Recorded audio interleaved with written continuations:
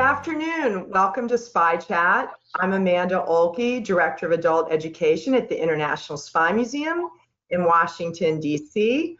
We have two fantastic speakers to share the latest news with you in intelligence and counterintelligence, and terrorism, and where that might intersect with the pandemic today.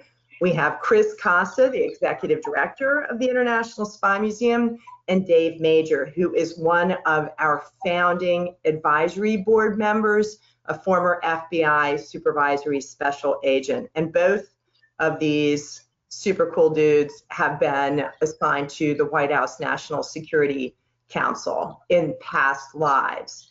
Now, these gentlemen are going to tell us the latest, and also I think they're going to give us a hint on what they're reading that you might like to hear about.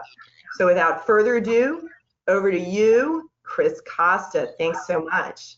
Hey, thank you, Amanda, and thank you, everybody, for tuning in today and joining our virtual Spy Chat. In fact, it's our third Spy Chat that we're executing virtually, and we're really excited to be able to bring this to you from our homes and continue our education mission during this pandemic. I can reinforce that we will open up the museum. I won't tell you when we're going to reopen, but we will reopen when it's safe for the public and all of our staff.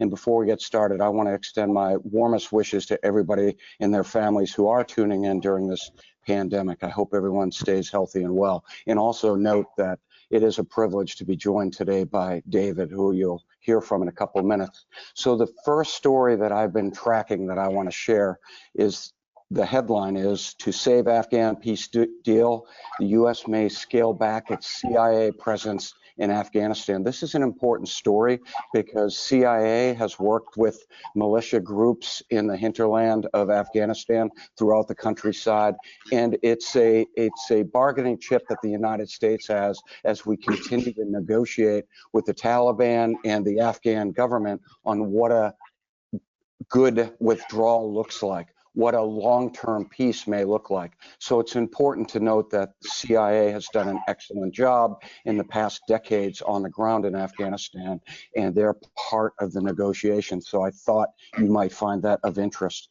Also, not a great surprise, but it's an important story that I want to talk about. It's a milestone, really. The idea that the Senate Committee on Intelligence has reaffirmed the intelligence community's, U.S. intelligence community's judgment that the Russians did, in fact, interfere with the United States electoral process in 2016. So it's an important milestone. It is certainly not unexpected, but I wanted to make sure everybody was tracking that story that just broke a week or so ago. Also, I want to remind everyone that I have talked publicly. I've done a couple live interviews on the idea of the origin of the coronavirus, whether it came from a lab or not. And I've made the point, and I will continue to make the point, that we don't know where the virus originated from. But the community, intelligence community, is pretty much settled on the fact that it is not man-made, it is naturally occurring. We may never know definitively where the origin of that virus came from, whether it came from a lab or in a local market. So it is a intelligence question, but it's also a scientific question. On that vein, and continuing on China's behavior, I want to flag a report that was in The Guardian. It was an interesting article, Guardian being a UK-based paper, suggesting that Britain's intelligence community has been talking about a reset potentially with relations with China when the pandemic is over because of their behavior. Of course, they're not going to advise policymakers in Britain what to do, but they're going to lay out the intelligence and suggest that perhaps, given China's behavior, that there might need to be a reset in relations. And you see that also playing out not just in the United States, but with other countries as well. And continuing on that vein, not to pick on China, but there was reporting, the headline was, "Chinese agents help spread disinformation and sow virus panic in the United States." So what that was all about, actually, to take you to the Spy Museum itself, one day an employee walked in about a month or so ago. We were on limited staff at the museum, walked in with a text and said, President Trump is getting ready to shut down the United States. Just got a text. And I recognized right away, my guess, my educated guess, is that was part of misinformation or disinformation. As it turns out, it was part of an active disinformation campaign. That said, we don't know if the Chinese government just amplified the messaging or if it was actively the original perpetrator of this disinformation. But we do know, and it's been widely reported, that both China and Russia want to sow disunity, and they're taking advantage of the pandemic to really undermine not just the United States, but other Western democracies, and they'll continue to do that. Switching gears a little bit, I want to talk about two fascinating stories in brief on terrorism, and they both relate to Hezbollah. So the Party of God, Hezbollah, a terrorist organization that was complicit in killing Americans and French military in the 1980s, involved with kidnapping. They are still a terrorist organization, but they're also a proto-state in Lebanon, and they're backed by Iran. The United States considers Hezbollah a terrorist organization, lock, stock, and barrel. That said, they're a part of the government in Lebanon, so not every country in the world considers all of Hezbollah a terrorist organization. So interestingly, Germany recently hardened its ban on Hezbollah, and so did Honduras. So Germany views Hezbollah as a organization that essentially should be banned from operating in Germany, from fundraising, etc., because of its military operations and its also proponency for terrorism happening worldwide, and its stance on Israel. Interestingly, as an adjunct to that story, I found this absolutely fascinating, that Israel has been conducting strikes of Hezbollah's military convoys on the ground in Syria. So just to step back for a second, it's important to note that Hezbollah poses a significant risk to Israel because of some of their capabilities. So Israel has gone to informally changing its rules of engagement and literally reaching out to those convoys and saying, we're getting ready to strike you from the air. And what's happened is the Hezbollah guys leave their equipment in place and then they exit the vehicles. The vehicles are then struck. This is fascinating. And the reporting that I've read has suggested that the intelligence services in Israel don't necessarily agree with the Israeli military decision to do this. We'll see how it pans out. But I think if you step back, what Israel is trying to do is to de-escalate the chances for an overcorrection, the chances for another war in the Middle East with Hezbollah operating from Lebanon. So I think that's a fascinating story. The last pieces, and then I'll turn it over to David, relates to two stories, hostage related, that I like to track.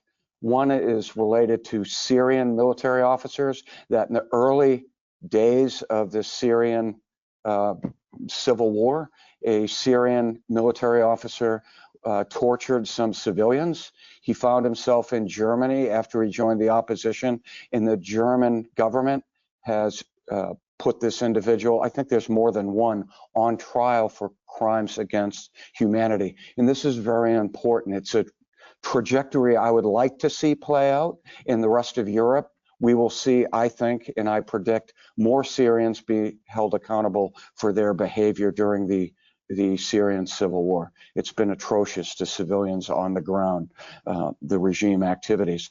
And the last point is another hostage story that I want to flag. There was an interview with a family member, actually family members, of an individual by the name of Mark Frerichs. Mark is 57 years old, and he was taken hostage, believed to be the Taliban or the Haqqani network. And that's really important because the United States has flagged this. Our negotiator, Ambassador Khalilzad, has flagged it to the Taliban, and I believe that in time he will be part of the negotiations.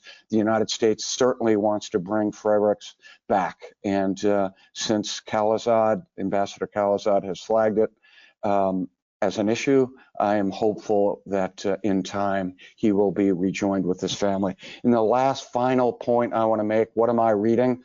I read an interesting article, and I want to share what that article was about. It was How China Sees the World, I believe, was the title, and it was in the Atlantic. I really encourage people tuning in, read the article. It's by my former boss, General McMaster, who is the National Security Advisor.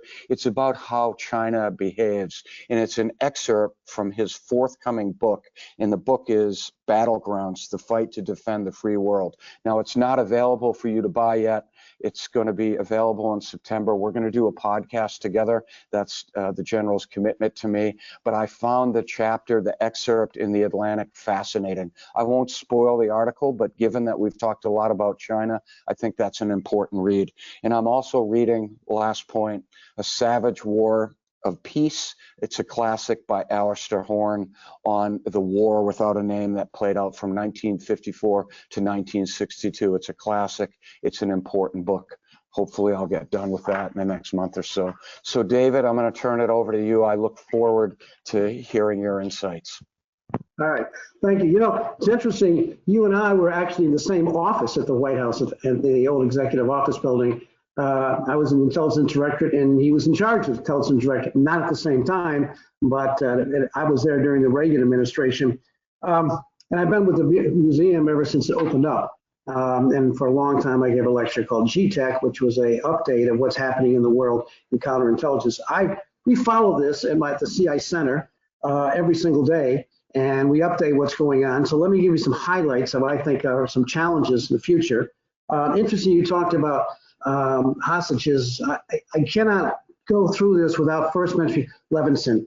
And Special Agent Levinson was kidnapped in Iran in 2007. He was the longest held person kidnapped, and just last month it was announced by his family that the White House called him in and they said, we assume he is dead. We don't know when he died, we don't know how he died, but that's a big deal in the FBI dealing about Mr. Levinson as to what happened to him. And a lot of people committed in the Bureau to that investigation. A lot of them are still committed to trying to find out what happened to him, but it's a really a big deal. We used to have meetings in the former Agent Society and celebrate him and hope that we get him back. There was lots of money put out on the street to try to get him, but now sadly find out that he has died. Or at least they report he's died. They haven't held his body. You talk about books. Let me mention another one before I move on. The Shadow War, which is a really interesting book about what China and Russia are doing behind the scenes in a war, almost a hot war, but actually not a hot war. Excellent book. Gives you a real geopolitical view of intelligence, counterintelligence, and why they do what they do. So I recommend that to you. You know, you think that with this pandemic going on in isolation that no one would be doing anything in the world of spies and terrorism, and the beat goes on. It's still happening. People getting arrested here in the United States and some significant cases. Let me highlight a few of them if I might. First of all, the Senate finally confirmed Bill Avenatti as the head of the U.S. counterintelligence community. For 2 years, they've been waiting to have him be certified by Congress to be the National Counterintelligence Executive. They finally did that. He's the first one confirmed by Congress to do so. That's a really big deal. I know him very well. He's a good guy, and took 2 years for that confirmation to take place. But he was confirmed recently, and that's a significant, I think, event.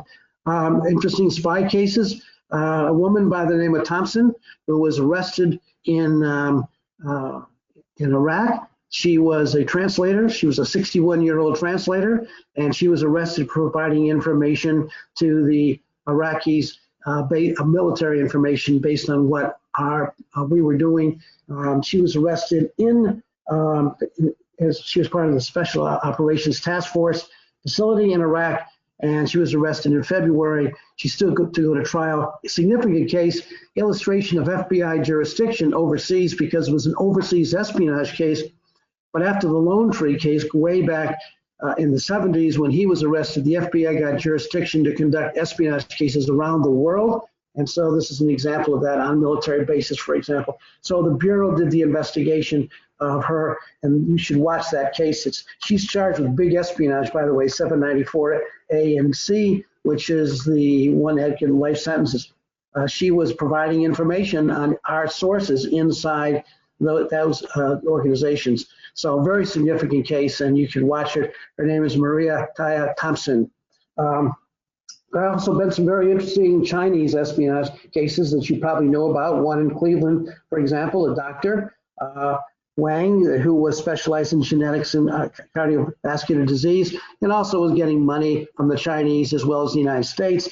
And he was the dean of the life science and life sciences, and he was charged with wire fraud. Based on the money he was getting here, he was taken care of well by the Chinese when he went there. So the beat goes on as it relates to Chinese intelligence. By the way, they finally did something this year after years and years of who is the leader of people arrested for espionage-related crimes. It was always Russia and others. And it used to be up to the year 2000. It used to be Russia and China had 5 cases. Well, now China has 180 cases.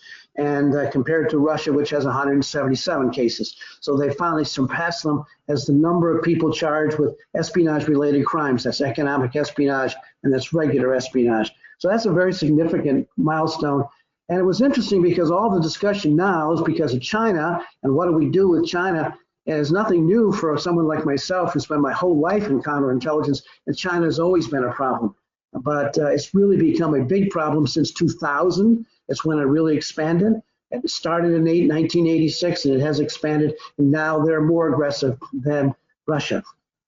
Economic espionage and regular espionage is what we find China doing, and we know this about China from an intelligence collection standpoint: they will steal anything of value. Whatever that happens to be, they will steal it and manipulate it. And Chris was talking about the active measures programs that China run, but of course they do those things too. One of the great challenges that's going to face our country and our policymakers is what happens when we get out of this issue, and what do we do with our policy towards China? Do we continue as it always has been, or do we affect the supply chain and start producing more things at home?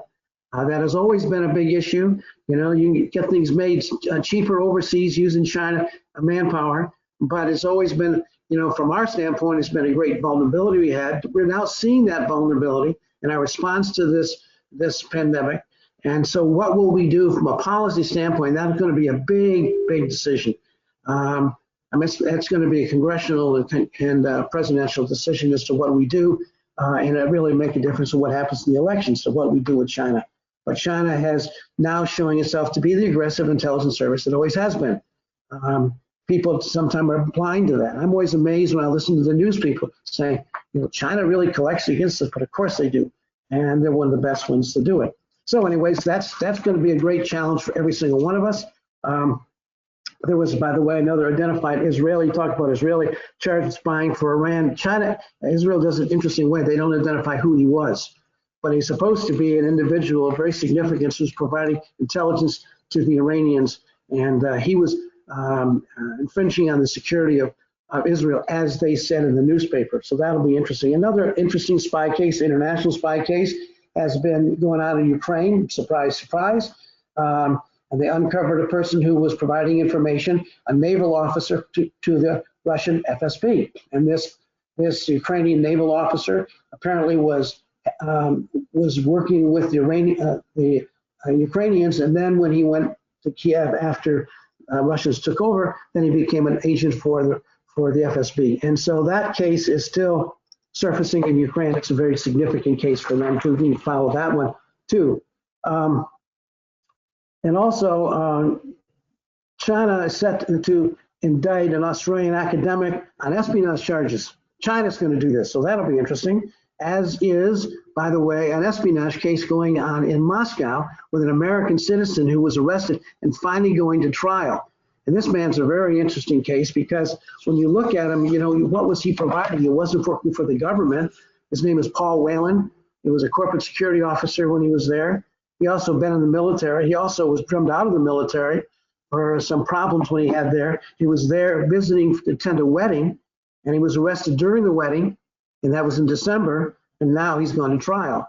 as to how it's going to go for him. I would predict if he's gone to trial, he'll probably be convicted. People don't normally get found innocent in a Russian courtroom. And so that'll be interesting. Named Paul Whelan, Helan. You can watch that case. So espionage continues around the world. It continues even during the period. A couple of comments, if I may, about terrorism. Terrorism continues to be a big problem. I'll give you some numbers. For example, from September 11th until now, there have been 426 plots and 786 individuals been charged with terrorism-related crimes in the United States. There are two kinds, by the way. There's kinetic terrorism, where they actually want to do a kinetic attack themselves, and then the other one is when they want to go overseas and support terrorism. Now you think with the travel ban on, there wouldn't be anybody who wants to travel, and there was. There was a man who was recently arrested. He was on his way to Syria to support them, and he wanted to go work for ISIS, and he was arrested in the plane on the way in Minnesota. So that was an interesting kind of case. So some things continue. And there was a group that was arrested called the Base. Interesting, that's the same name as Al-Qaeda, but the Base wanted to, they were based in Seattle, and there were 4 people arrested all at the same time for planning terrorist acts in the United States. So that case continues, and it's a very interesting one. And there was another group called West Division. There were 5 people arrested. So 2 big networks were uncovered in the period since that we've been locked down. So it continues on a regular basis. You would think it wouldn't be, but it has been around the world. I just tell you quickly, I got contacted by PBS for an interview on Monday, and they were saying, how would someone spy if they were in the Norfolk area today? And I said, well, if someone was a human spy, we've been locked down for, 8 weeks or something like that, they probably wouldn't make contact with them. They probably wait because the person who's the agent, he can't get out of the house, and the intelligence officer can't get out of the house, but eventually they will. So given an ideal situation, intelligence service will operate and meet overseas. Traveling overseas right now is a problem, but this will all come back. Espionage will come back and continue because nations conduct intelligence because it's in their national interest to do so. So the beat does go on, terrorism does go on, espionage does go on, but there'll be some big policy challenges for us, I believe, coming in this year. So with that, I'll open it up to any questions you have. Hello, questions? Hello. Hi, I'm going to try to ask these in the order in which they came, and there's some really interesting and diverse ones. Any thoughts on the multi-country space race? There's a pregnant pause there. I am not steeped in a space race. I would just argue that given that the U.S. is redoubling its efforts in space with a new Space Force, I think that underscores that the United States would like to make space a priority in the future. We do know if there's ever general war with a major power, space is going to be a very, very important domain. So since the United States is going to pursue additional space activities in light of the new Space Force, I would argue that the undercurrent will be espionage activities from competitors will be focused very much on understanding what are the United States intentions for space. It's certainly going to be counter-satellite work, as I said, in light of the idea that if there is a general war, we're going to want to bring down each other's satellites so that we don't have the benefit of GPSs and we have to navigate the old-fashioned way. So that's how I would ask that excellent question. A couple of quick thoughts, if I might. I don't know if anybody watched that TV show called Mars. It was put on last year by the History Channel, and it was multi-series. Near the end, they had the same kind of thing there. They'd gone to Mars. They were in fact occupied. They were there, and we were, people that were going to be there permanently. Well, there were two sides. There were those that wanted to mine it, and those that wanted to use it for the government. And there was all kinds of conflict. Who has authority to do this? Whose law is involved with this? And it was very forward-thinking to have this in the TV show because it very much is what goes on today. Just last week, I was reading an article in the newspaper about, who's on the moon, whose laws are involved, because we've already said no one can claim it for their own nation, but how do you decide what you can claim? Because what we're going to start doing is mining in minerals from the moon. That is in the plan, as well as going to Mars. So that'll be a big challenge because there's money to be made in that. So who gets it? The company who does the mining, the nation who has it? How is that going to be worked out? And a lot of very smart people are trying to worry about this right now. And so that is coming down. And you can be assured that if there's money to be made, if there's value involved, there's going to be espionage involved somehow, as well as deception and denial of deception, yes. So Lars Eriksson asks, what do you think the possible scenarios are if the U.S. interdicts or sinks an Iranian oil shipment to Venezuela? David, you want to tackle that first? I can take a cut at it. What do I think will happen when it takes place? Well, the circumstances around. But various scenarios. You don't have to go with just one. What do I think we'll do? Is that the question? What will we do if we sink one of their ships going to Venezuela? Or like, I can read you the question again. What do you think the possible scenarios are if U.S. interdicts or sinks an Iranian oil shipment to Venezuela? They're going to be sitting there saying, what was the circumstances behind it? What was on the ship? Why did we do it? Was it in response to an attack they did? Was it just, out of the blue, a strike from the blue? All that will make a big difference as to what the response will be. Because if we're protecting ourselves, that's one thing. Generally, the United States doesn't unilaterally attack the ship itself. It usually does in response to somebody else.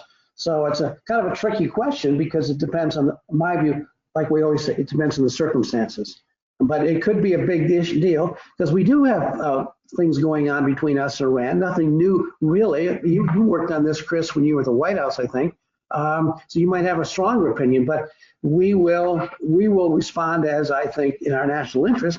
They will too. So the circumstances behind it will be a big factor. What do you think, Chris? It's actually a good question because I think I saw this week that there is a ship bound from Iran to Venezuela. So the United States and other countries may put pressure, obviously, on Iran.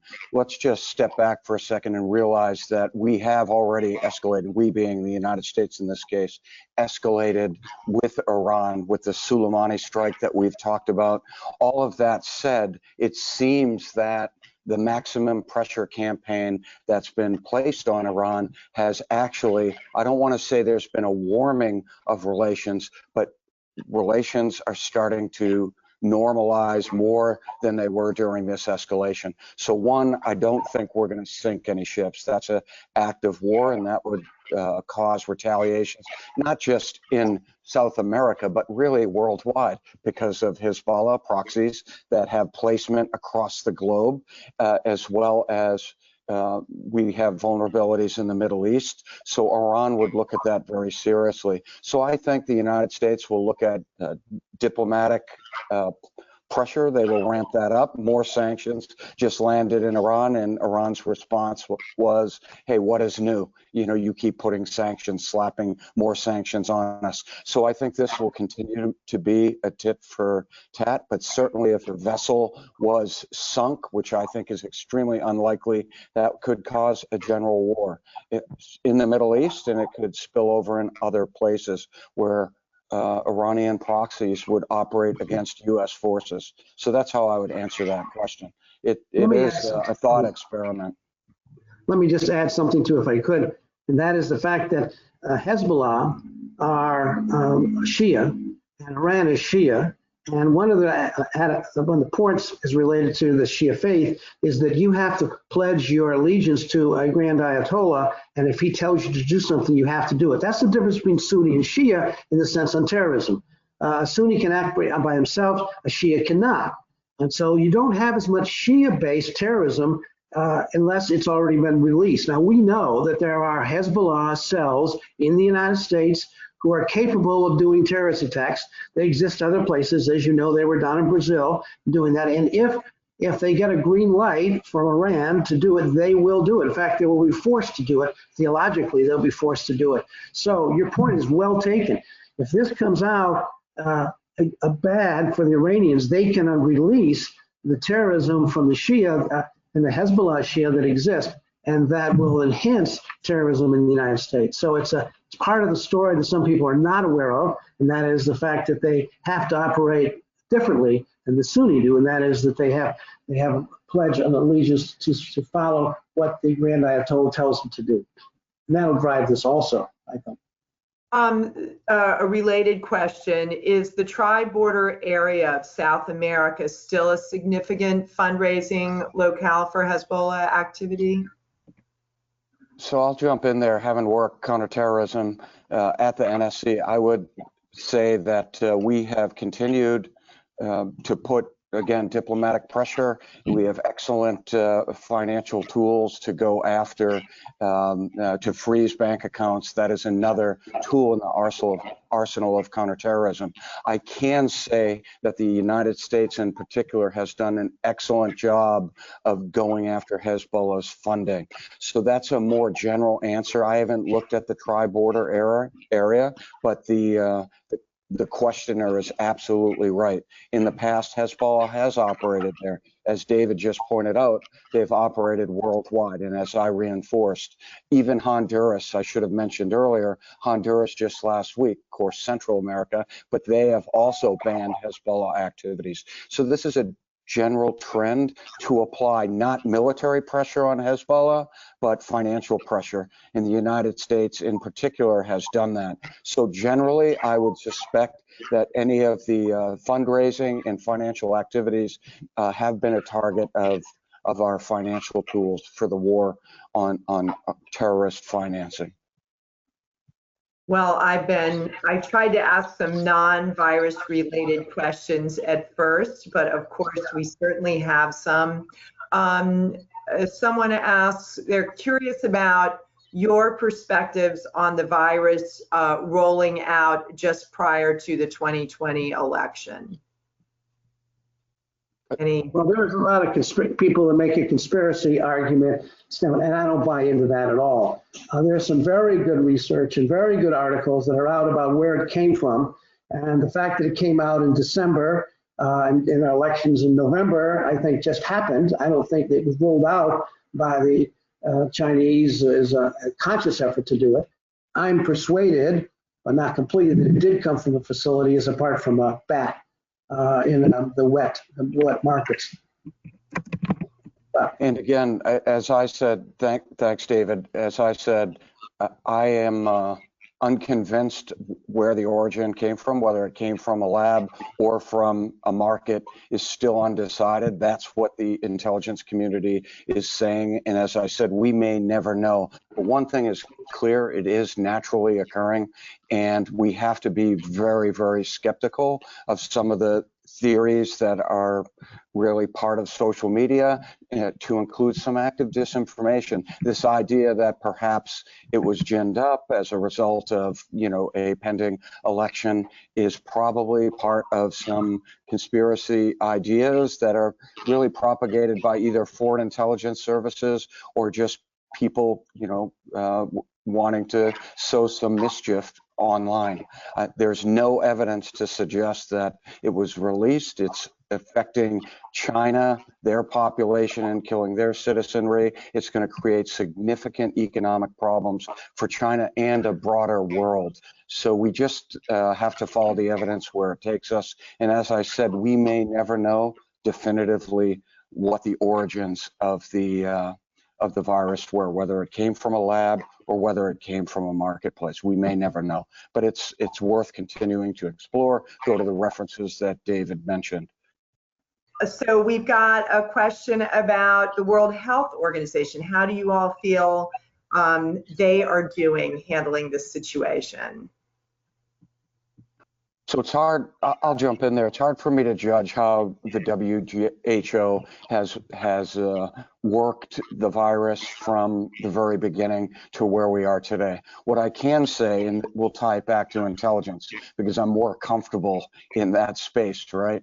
The WHO has said that there's an infodemic, in quotes, of information on the pandemic that is absolutely incorrect and disinformation. So that's exacerbated. That's made their role that much harder. But the idea that the WHO is completely ineffective, I would argue that, like any international organization, it is extremely valuable to participate in these forums, to share information, to fund research efforts. It will help collectively, because a sovereign country can't take on this problem and solve it on its own. This is a worldwide, borderless problem. So I think international organizations are very, very important. Just like with intelligence, we cannot counter terrorism without having partnerships with other intelligence services. So that's how I would answer the question. It's a fair question.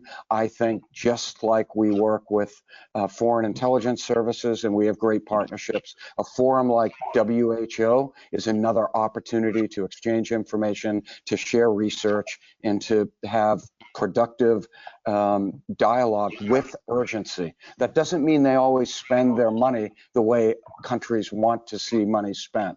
All that said, it's up to countries that contribute to hold them accountable. And that's not just the United States, it's other countries.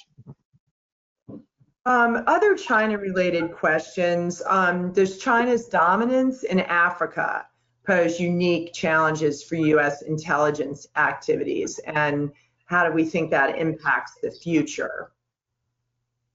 That's a big issue in Africa. I've done some work down there. I've traveled to Africa, talked to some of the people in the various governments there, and it is a big issue. Most of us are kind of blind to what China's been doing in Africa, but they are doing soft power there, China. They're buying an awful lot of goodwill. They don't want to change anybody's policy, but they do want to be supported in China, and so they are very active there. And most of the time, you don't get any reporting here in the United States about what they're doing there. But let me tell you a little story, if I might. I was over there working with some businessmen in South Africa, which, by the way, doesn't have the terrorism problem yet that other countries do, but they do have other issues, and one of them is China.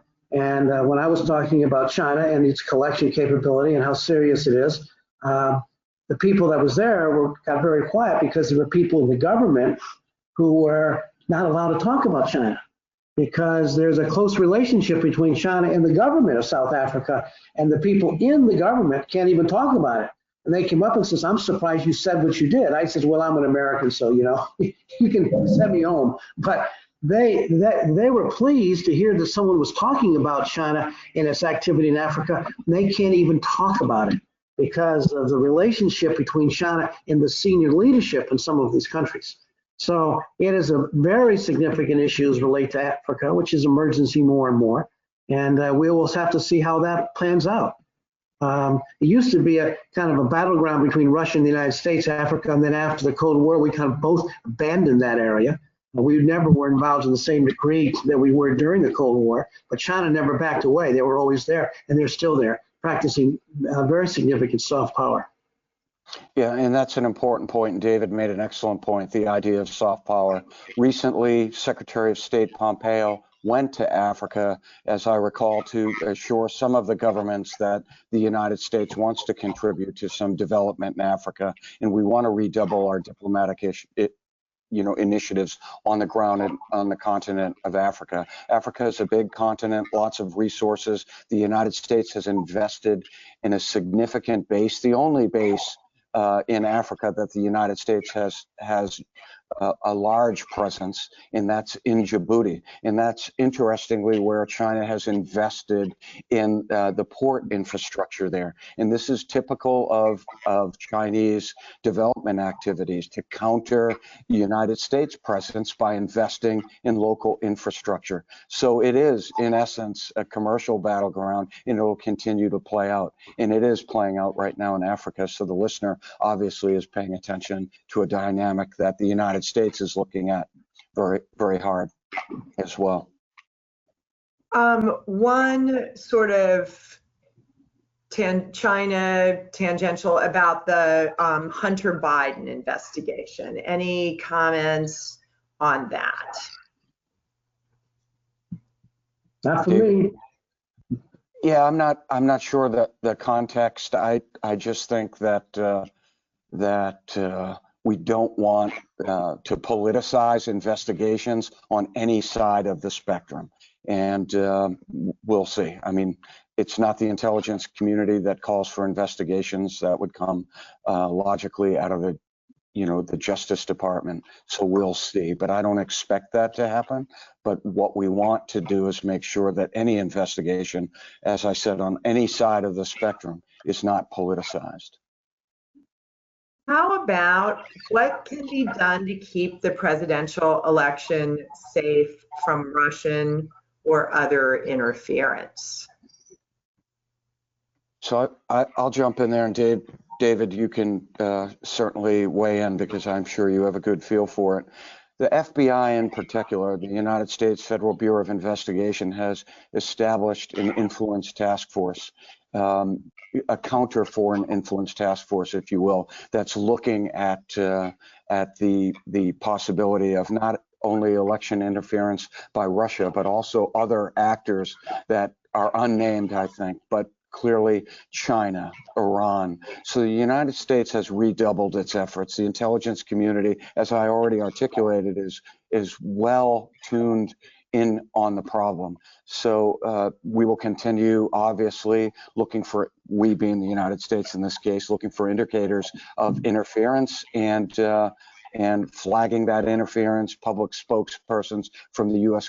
government will probably also speak out when we recognize that there is interference of our electoral system. But it is a significant vulnerability, and we know that there are active disinformation campaigns, and it all rallies around making us lack confidence in the United States of our electoral process, of the way people vote, and that should make us very concerned.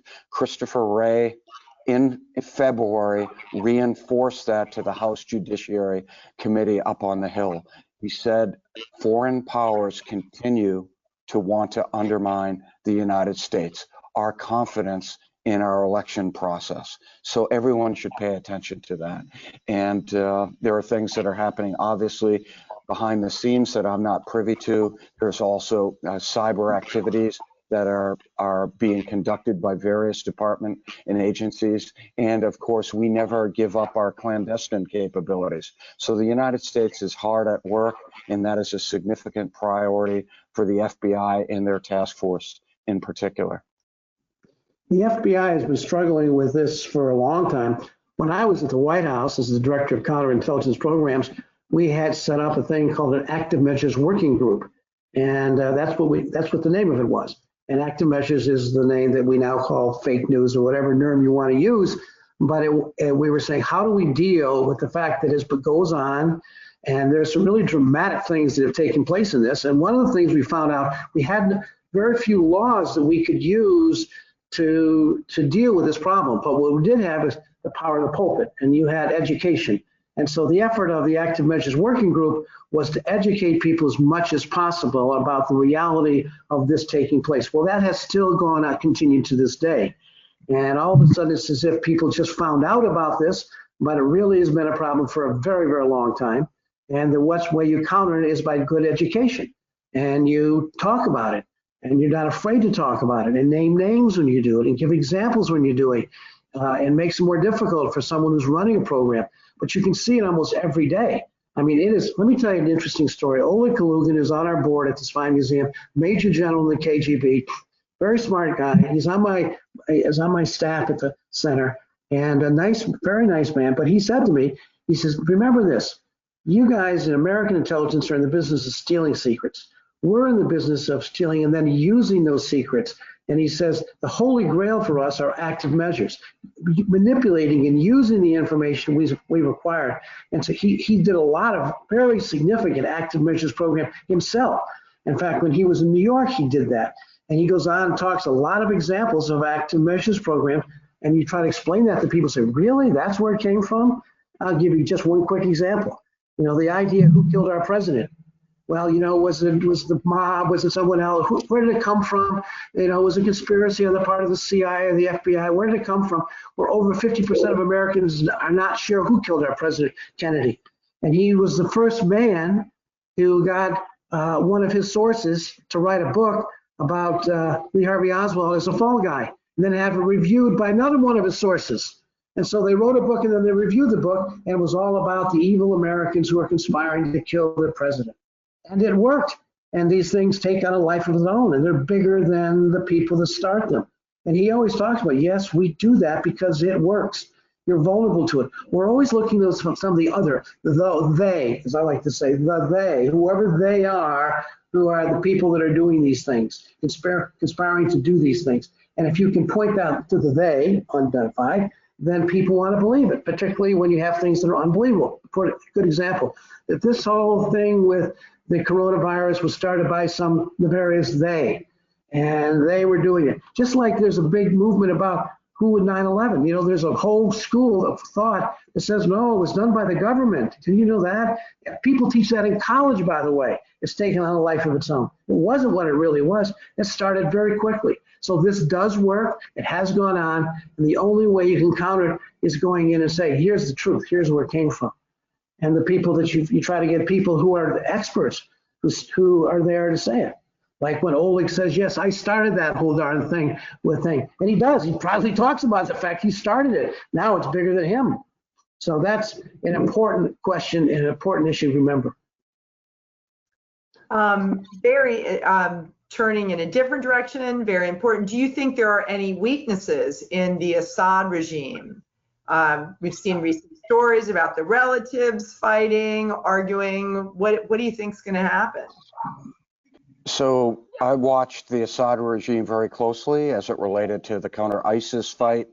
I think as a result of some foreign policy decisions by the United States, we have a smaller footprint there. Russia's in place. They continue to work very closely with the regime, although they too want to get out of Syria.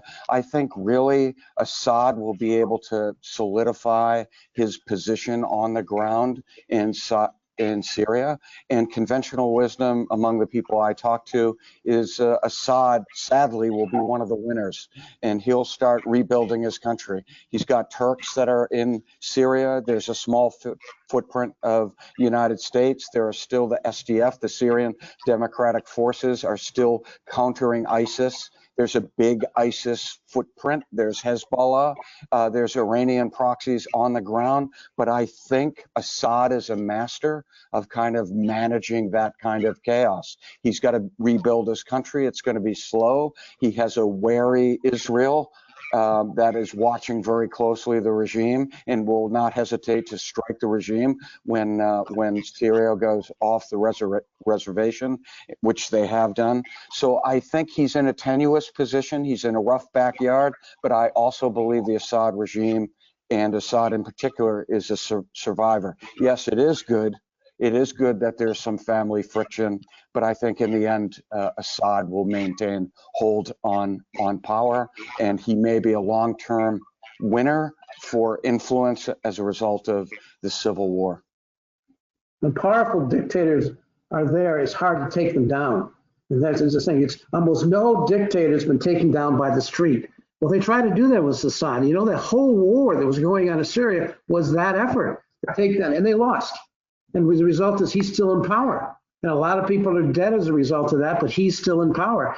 And he's not going to give up power easily until, you know, he dies or something, but he's not going to be probably that. Same thing was going to Libya. You know, we could walk around the world. It's very difficult to have someone taken out from the street. A good example to look in our own hemisphere is look at Venezuela with this alleged attack that took place by a few military people in support of starting a coup in Venezuela. And I said, I've seen this movie before. I'm going to go in there and I'm going to start a revolution. And it didn't happen. Now they're under arrest. I mean, right, the same kind of things. We did that in Cuba, by the way. Oh, the people will rise up on the street and take them down. Well, not necessarily. You know, we don't have many examples of the street rising up and taking these people down. because the dictators have the guns and are willing to use it against their own people. And if they do that, it's hard for them to be successful. So I would predict, could be wrong, but I would predict he's not going to be taken down unless he chooses to leave on his own. And I don't see that happening. Do you, Chris?